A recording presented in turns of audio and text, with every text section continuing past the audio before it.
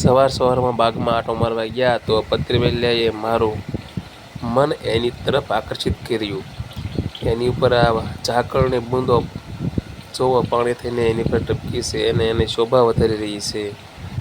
તો મને એમ થયું કે લાવ મારા સબસ્ક્રાઇબ મિત્રોને આ પતરીવેલિયા બતાવું। પતરીવેલિયા એક જાતનો પૌધો છે, પણ આ પૌધામાંથી તમે ઢોકળા પણ બનાવી શકો છો, જે ઢોકળા ખૂબ સ્વાદિષ્ટ અને સ્વાસ્થ્ય માટે પણ ખૂબ જ લાભદાયી છે।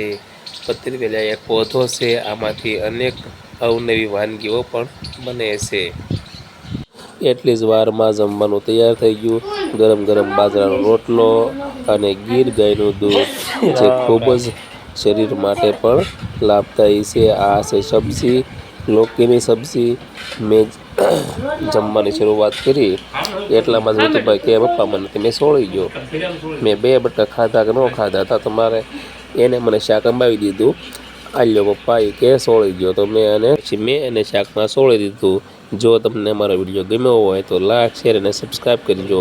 મળીએ નેક્સ્ટ વિડીયોમાં। આજે કોમેન્ટમાં પતરીવેલિયા